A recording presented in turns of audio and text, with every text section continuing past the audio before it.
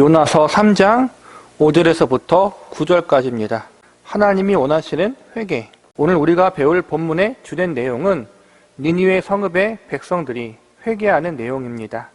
하나님은 요나 선지자를 통하여 이방 민족이었던 니느웨 백성들에게 심판의 말씀을 선포하도록 명하셨고, 여러 가지 사건들을 지나고 나서 드디어 오늘 요나서 3장 4절에 이르러서야 처음 요나의 입을 통해 하나님의 말씀이 선포되어집니다. 본문 4절을 보시기 바랍니다. 요나가 그 성읍에 들어가서 하루 동안 다니며 외쳐 이르되 40일이 지나면 니느웨가 무너지리라 하였더니, 요나 선지자가 선포한 말씀은 니느웨 성읍에 대한 하나님의 준엄한 심판의 메시지였습니다. 40일이 지나면 이 성이 무너진다. 이 말씀은 니느웨 성읍에 하나님의 임박한 심판이 다가왔다는 사실을 알려주고 있습니다. 그런데 이 심판의 말씀이 선포되어진 후 매우 놀라운 일이 일어납니다. 이어지는 5절을 보시기 바랍니다.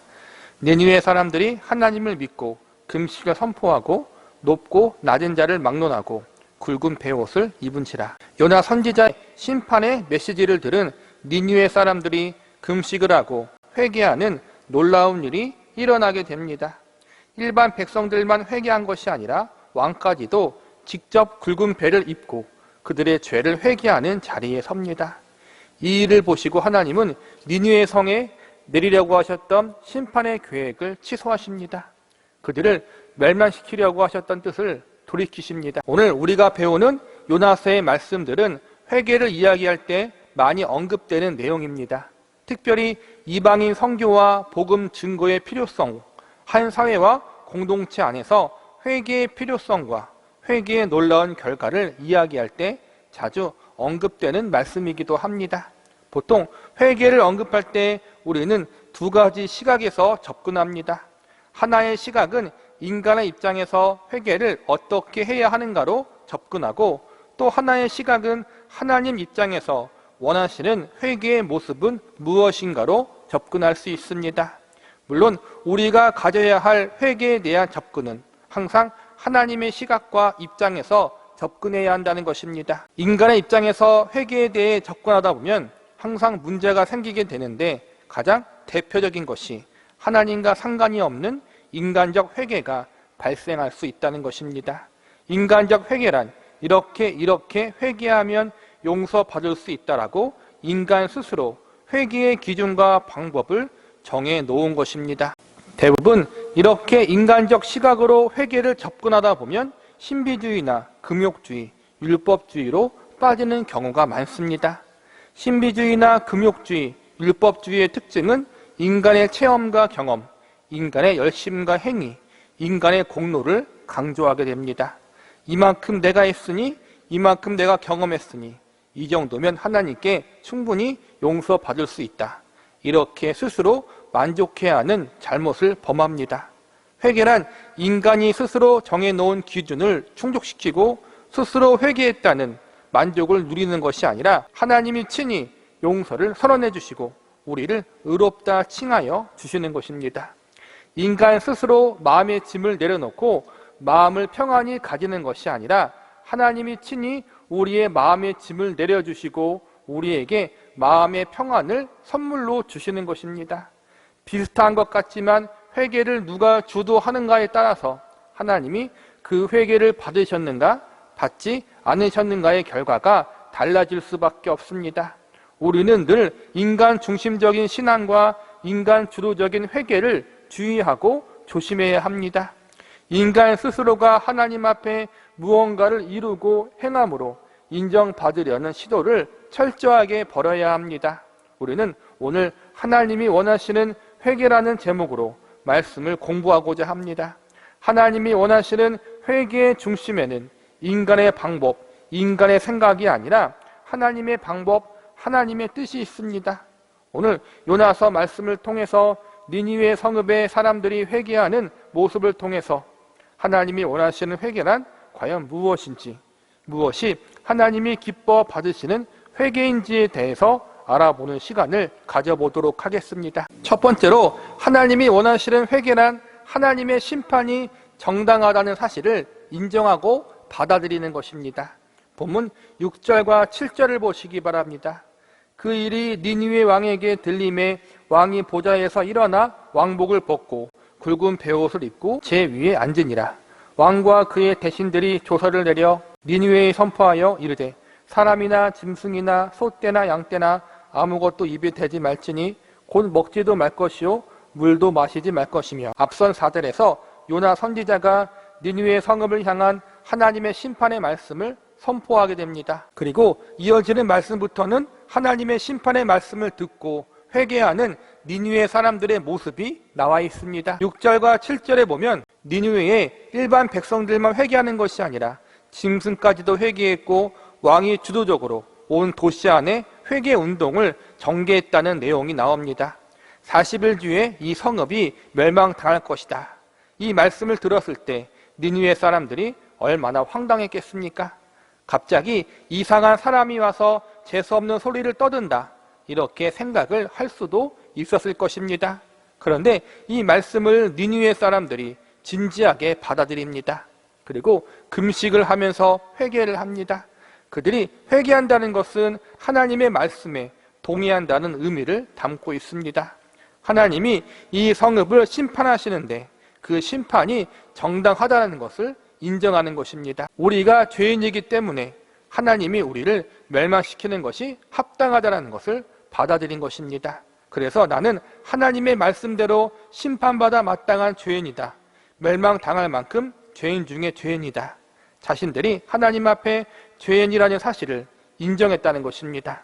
구치소나 교도소에 가면 수감자들이 있습니다. 한 목사님이 수감자 선교를 하면서 복음을 증거하는데 이 수감자들의 특징은 대부분이 자신들이 죄를 지었다는 사실을 인정하지 않는다는 것입니다.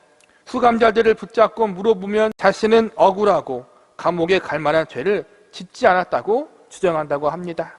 그런데 재미있는 것은 교도소가 아닌 교회에 가면 자신들이 모두 다 죄인이라고 말합니다.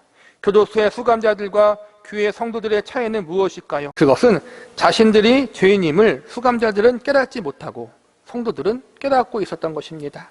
하나님이 원하시는 회개의 시작은 이처럼 자신들이 하나님 앞에 죄인이요 하나님의 준엄한 심판을 받아 마땅한 존재임을 인정하고 받아들이는 것입니다. 나는 하나님 앞에 아무것도 내세할 것이 없는 죄인이라는 사실을 겸손히 인정하는 것에서부터 회개가 시작되는 것입니다. 두 번째로, 하나님이 원하시는 회개란 하나님의 심판을 면할 수 있는 길은 하나님의 은혜밖에 없다는 사실을 인정하는 것입니다. 본문 9절을 보시기 바랍니다. 하나님의 뜻을 돌이키시고 그 진노를 그치사 우리가 멸망하지 않게 하시리라. 그렇게 않을 줄을 누가 알겠느냐 한지라. 여기서 보면 왕이 회개를 주도하면서 하나님께서 뜻을 돌이키고 진노를 그쳐 우리들을 멸망하지 않게 하시기를 바란다고 고백하고 있습니다. 이 고백은 반드시 하나님이 용서하신다는 확신에 찬 고백은 아닙니다. 그들은 자신들이 얼마나 하나님 앞에 큰 죄를 저질렀는지 알고 있었습니다. 자신들이 행한 회개의 운동이 하나님 앞에 자신들의 멸망을 막아주는 방패가 되는 것이 아니라는 것도 알고 있었습니다. 지금 니느웨 왕이 말하는 고백은 자신들이 회개하는 그 회개의 행위가 하나님께 용서받을 수 있는 근거가 되는 것이 아니라 그저 자신들의 뉘우침을 보고 하나님께서 자비와 은혜를 베풀어 달라고 구하고 있는 것입니다. 다시 말하자면 자신들이 멸망당하는 것이 당연한 일이지만 그래도 하나님 앞에 은혜를 구한다는 것입니다. 하나님이 원하시는 회개는 자신들의 종교적인 열심이나 회개 운동의 열심이 아닙니다.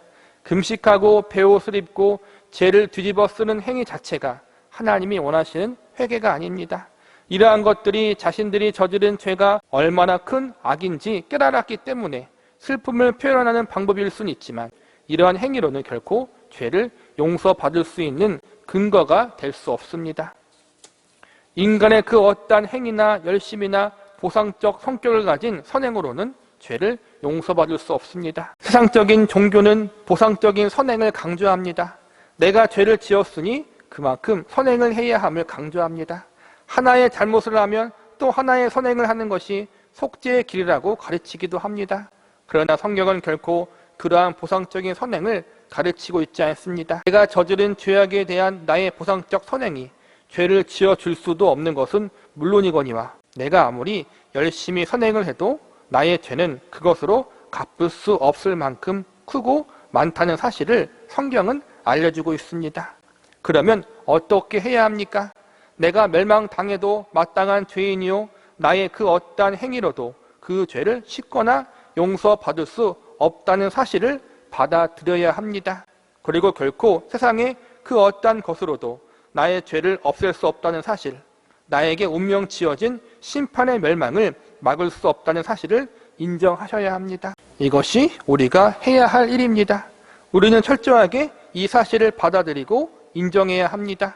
우리의 알량한 선행과 작은 종교적 헌신이 나를 구원해 줄 수 있다고 착각하면 절대로 안 됩니다. 인간의 공로와 의로움은 나를 구원하는데 전혀 도움이 안 된다는 사실을 알아야 합니다.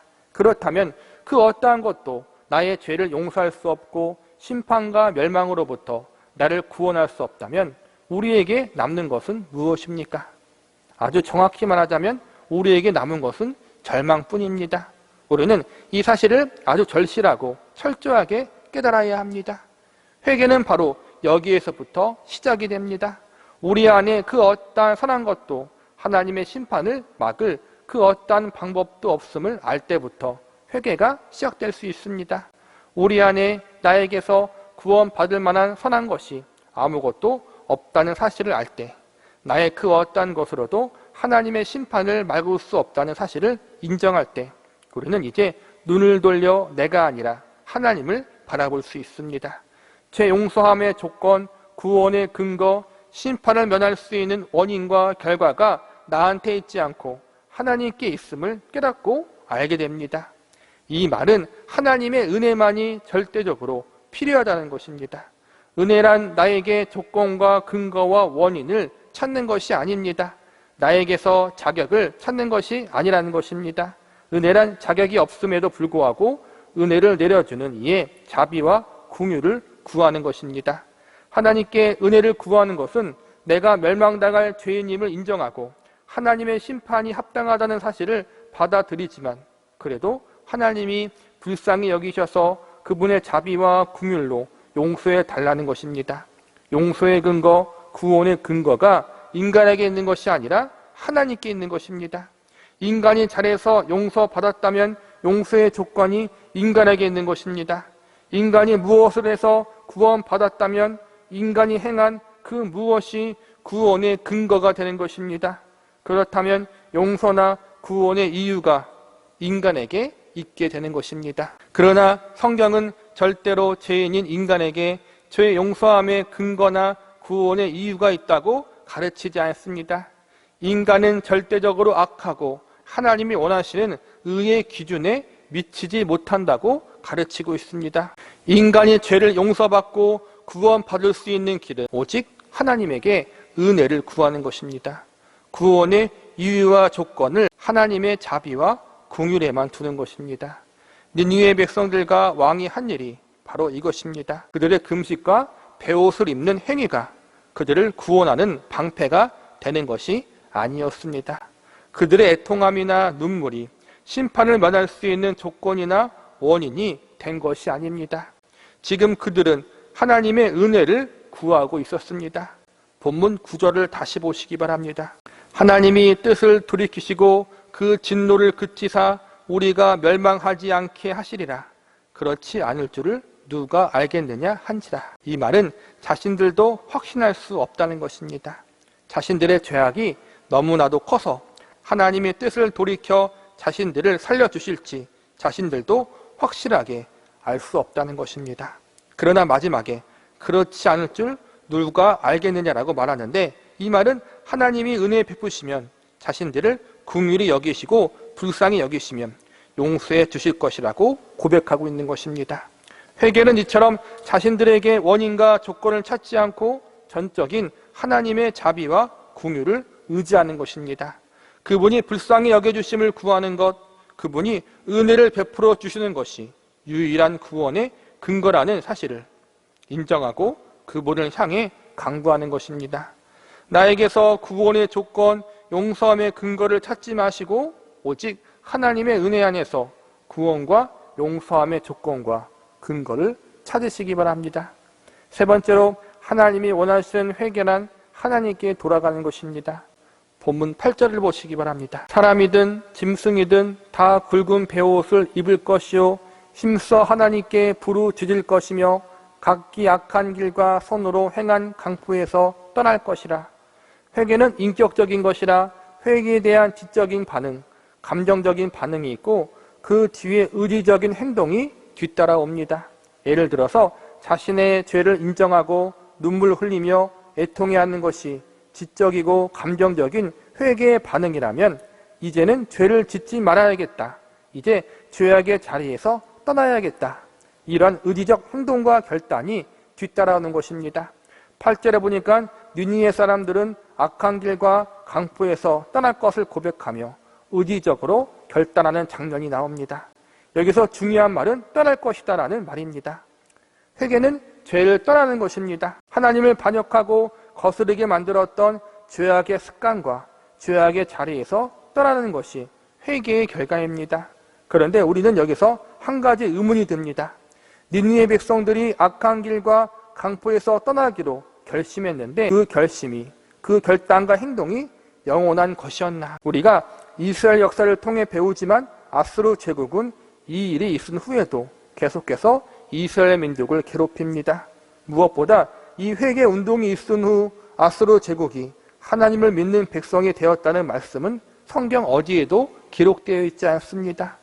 이 부분이 참으로 어려운 부분입니다. 니느웨 백성들이 정말로 하나님께 돌아오는 회개를 했는가? 그들이 당장 임박한 멸망의 심판으로부터 잠시 구원받았지만 그들의 영혼이 구원받은 것인가? 저는 이러한 의문이 들었습니다. 제가 요나서를 공부하면서 내린 결론은 아수르 제국 니느웨 백성들은 도덕적 윤리적인 부분의 잘못에서 어느 정도 회개를 하고 뉘우쳤지만 하나님을 온전히 섬기고 그를 자신의 하나님으로 믿는 것에는 실패했다는 것입니다.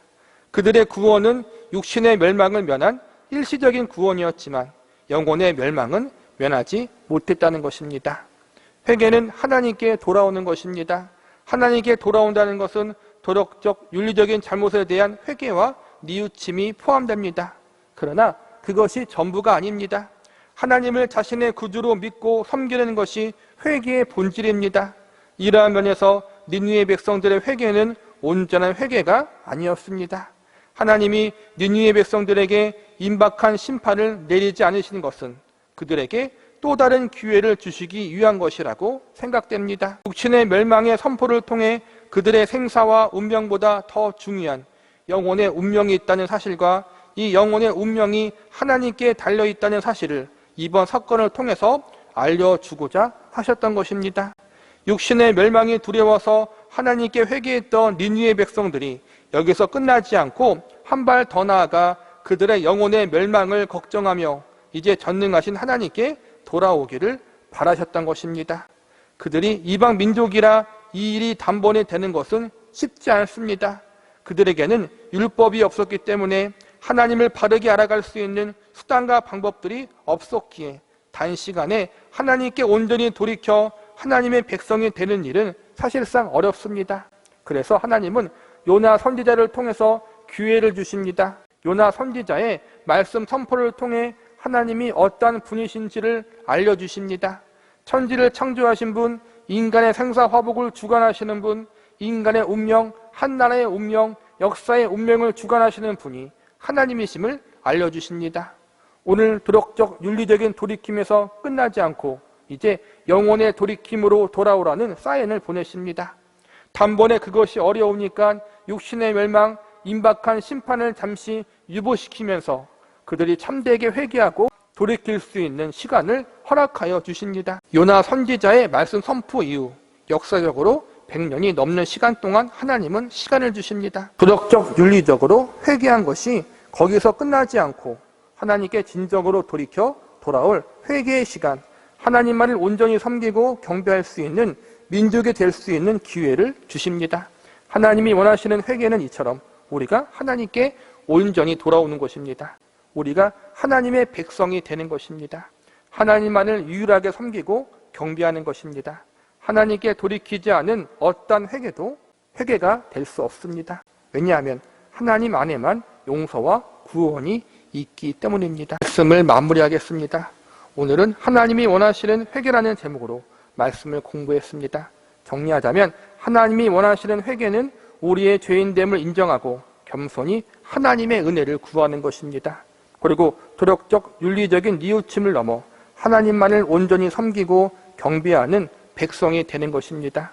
하나님께 온전히 돌이키는 것이 회개입니다.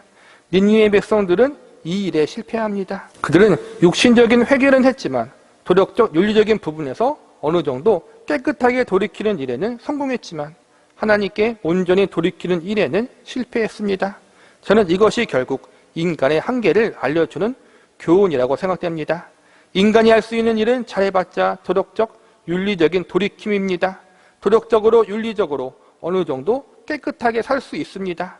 육신의 생명을 연장할 수도 있고 나와 다른 이의 육신의 생명을 구할 수도 있습니다. 그러나 인간이 스스로 하나님을 향해서 온전히 돌이킬 수는 없습니다. 윤리적, 도덕적인 영역은 인간의 노력과 열심과 의지로 어느 정도 이룰 수 있지만 하나님만을 온전히 섬기고 경배하는 일은 인간의 노력이나 의지만으로 도저히 이룰 수 없는 부분인 것입니다. 인간의 의지적인 결단으로 완전하게 할 수 없는 영역입니다. 삶이 달라지고 도덕적, 윤리적으로 깨끗한 것이 우리의 영혼을 구원할 수 없습니다. 의지적 결단이 필요 없다는 것이 아닙니다. 의지적 결단이 필요하지만 그것이 우리의 영혼을 구원하거나 우리의 영원한 운명을 바꿀 수는 없다는 것입니다. 사실 요나서의 말씀을 계속 공부하면서 우리가 가장 많이 목격하는 사실은 인간은 늘 실패한다는 것입니다. 요나 선지자가 가장 좋은 예입니다. 요나서 1장에서 혼인하고 2장에서 물고기 뱃속에 들어가 많은 참회의 시간을 가집니다. 많이 울고 뉘우치고 많이 회개합니다. 그래서 드디어 3장에서 하나님의 말씀대로 니느웨 성에 하나님 말씀을 선포합니다. 그런데 재밌는 것은 3장 4절에 보면 요나가 하루 동안만 하나님 말씀을 전한 것을 확인할 수 있습니다. 니느웨 성은 큰 성이라 3일 동안 걸어다니면서 말씀을 선포해야 모든 이들이 들을 텐데 요나는 하루만 하나님 말씀을 선포합니다. 왜 그랬겠습니까? 전하기 싫다는 것입니다. 1장과 2장에서 그렇게 혼인하고 회개를 했는데도 요나는 아직도 마음속에 하기 싫은 것을 억지로 한다는 마음이 있었던 것입니다. 더 재미있는 것은 4장에 보면 니느웨 백성들이 회개하자 하나님이 심판을 내리지 않는다는 사실을 알고 하나님을 향해 화를 내고 따졌다는 것입니다. 요나서는 계속해서 선지자 요나의 실패를 우리에게 보여주고 있습니다. 주를 위해 살겠다고 눈물을 흘리며 회개했던 때가 얼마 전인데 요나가 다시 원망하고 불평을 시작합니다.